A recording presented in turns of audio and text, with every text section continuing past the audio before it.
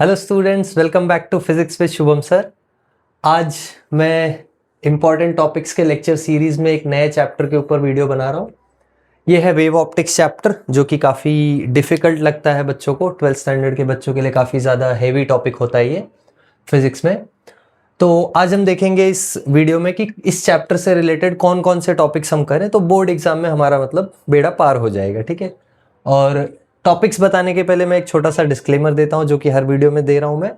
That is कि ये video उन बच्चों के लिए नहीं है जिनका प्रिपरेशन हो गया है, जिनका फिजिक्स अच्छे से हो गया है। ये वीडियो स्पेशली उन बच्चों के लिए है जिनको थोड़ा सा फिजिक्स में परेशानी हो रहा है, जिनको लग रहा है कि फिजिक्स बहुत ज़्यादा है, कितना सारा है, क्या क्या करना है, हर एक चैप्टर में बहुत सारे डेरिवेशन है। ये सारी प्रॉब्लम्स जिनको है उनके लिए ये वीडियो मैं बना रहा हूँ।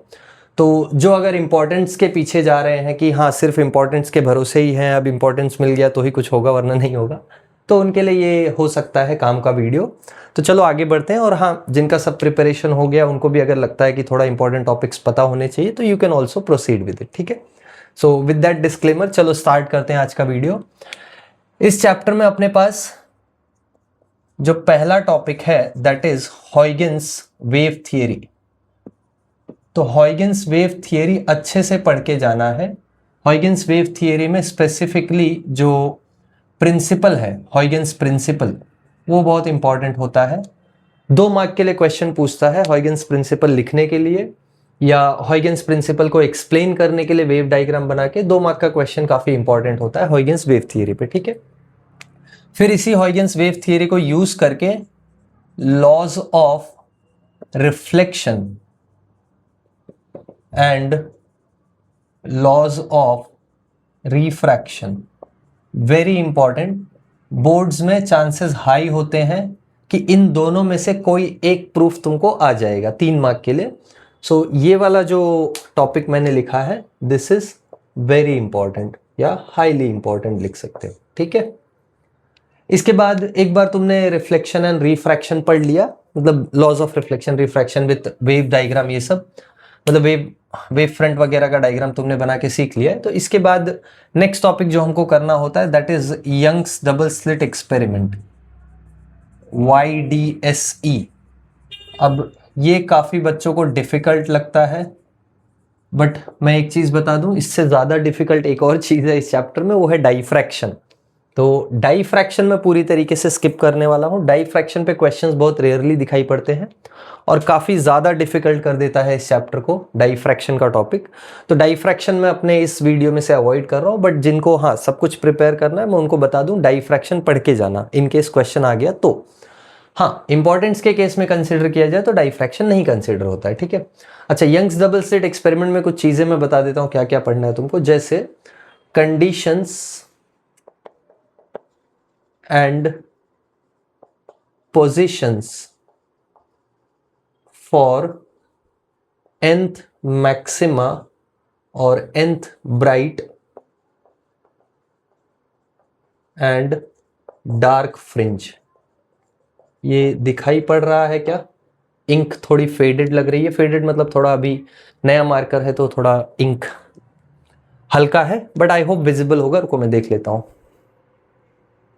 So it is clearly visible. All right, now next जो इसमें यंग्स डबल स्लिट एक्सपेरिमेंट में हमको पढ़ना है that is conditions for distinct interference pattern. तो जो इंटरफेरेंस पैटर्न बनता है वो स्टेबल कब रहेगा, डिस्टिंक्ट कब रहेगा, अच्छे से दिखाई कब पड़ेगा, उसकी कंडीशंस होती हैं। 6 कंडीशंस है बुक में, तो 2 या 3 कंडीशंस तुम अगर याद कर लो, 3 conditions 4 conditions, at max 4 conditions, तो भी तुम्हारा काम हो जाएगा। मैं यहां लिख दे रहा हूं एनी 4। ठीक है। ऑल राइट, नेक्स्ट जो इसमें टॉपिक है दैट इज डाइफ्रैक्शन को अगर छोड़ दिया तो डाइफ्रैक्शन से रिलेटेड कोई भी टॉपिक मैं यहां पे नहीं कंसिडर कर रहा हूं या कोई भी टॉपिक मैं यहां पे नहीं लिख रहा हूं। पोलराइजेशन में एक स्पेसिफिक मैं पार्ट बता दे रहा हूं जो कि है मालूज लॉ और ब्रूस्टर्स लॉ या ब्रूस्टर्स एंगल। ये 2 चीजें तुम पढ़ लो पोलराइजेशन से। मालूज लॉ और ब्रूस्टर एंगल, इस पे क्वेश्चंस आने के चांसेस हाई होते हैं। और पोलराइजेशन, कभी कभी तुमको डेफिनेशन भी पूछता है, डिफाइन पोलराइजेशन, तो डेफिनेशन पढ़ के जाना। इस पे एमसीक्यूज भी होने के चांसेस होते हैं, तो उससे रिलेटेड ये इंपॉर्टेंट है। बाकी हॉयगन्स वेव थियरी काफ़ी ज़्यादा इंपॉर्टेंट है, इसको पढ़ लोगे तो तुमको ये वाला जो पार्ट है, loss of reflection and refraction और यंग्स डबल स्लिट एक्सपेरिमेंट, ये बहुत अच्छे से समझ में आ जाएगा। तो चैप्टर में ये जो स्टार्टिंग है बेस, इसको अगर समझ लिया तो ये सारी चीज़ें समझ में आती हैं। हाँ, अगर जिनको समझ में आने का प्रॉब्लम है, ऐसा कुछ लग रहा है, तो वीडियोस तुम देख सकते हो। मैंने अभी वेव ऑप्टिक्स पे वीडियोस नहीं डाले, बट बहुत जल्दी मैं स्टार्ट करने वाला हूँ वेव ऑप्टिक्स चैप्टर, तो उस पर मैं वीडियोस जल्दी ही लेके आऊँगा।